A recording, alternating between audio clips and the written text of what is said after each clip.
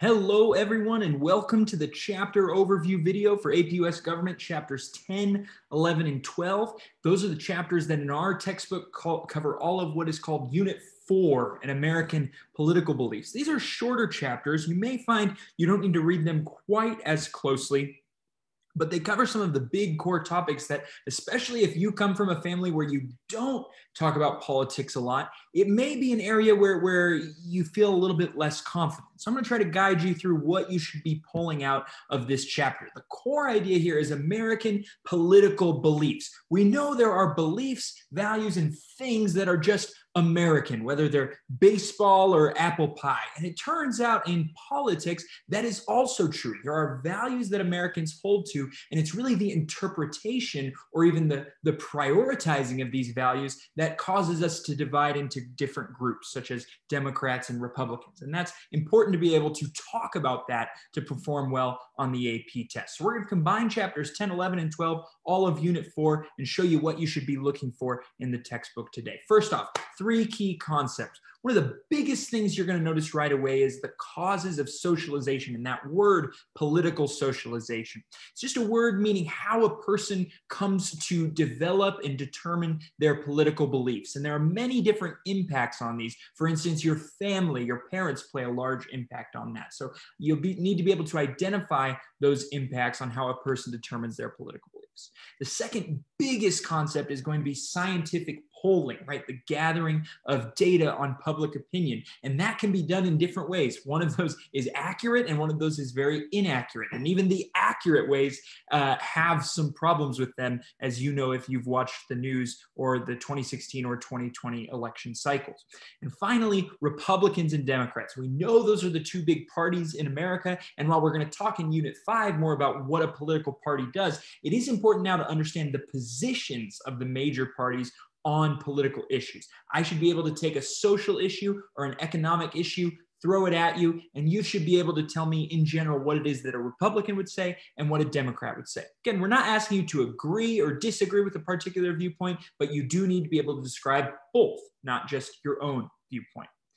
As far as comparing similar concepts, while we're on the subject of political parties and ideologies, the Democratic Party really aligns with this liberal ideology, and we understand that. But there are 2 different, and some would say competing ideologies within the Republican Party. One of those is conservative, and one of those is libertarian. I find students often have a hard time differentiating between these 2, especially in test questions where maybe you're given an excerpt and you have to identify the ideology. And maybe conservative is an answer and libertarian is answered. How do you do that? Well, make sure as you're taking notes in this chapter, you look for the differences between conservative and libertarian. Yes, in general, libertarians have a slight lean toward the Republican Party, but that doesn't mean they're exactly the same as conservatives. And you want to know those similarities and differences.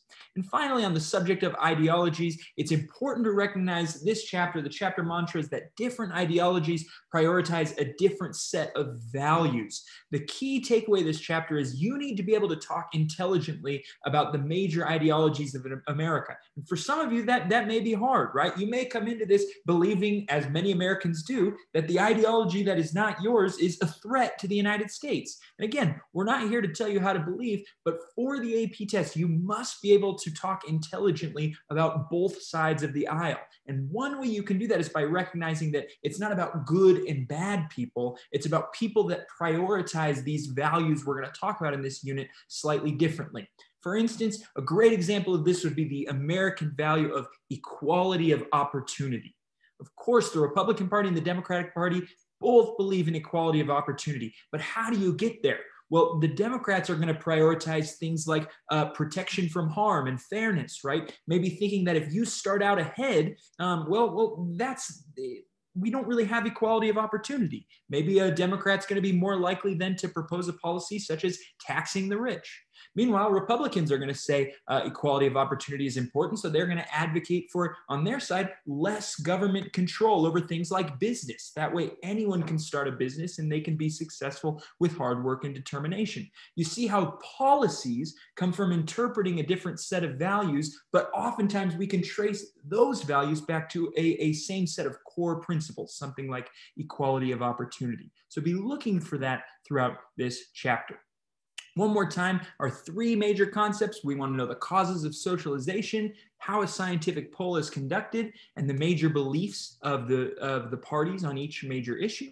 You want to be able to compare conservative ideology with libertarian ideology and knowing the similarities and differences. And finally, you want to know how policies are a result of the fact that different ideologies prioritize a different set of values. Or maybe, as we looked at, sometimes they're looking at the same core principles and interpreting them differently. Thanks for tuning in. I wish you the best of luck. Have a great day.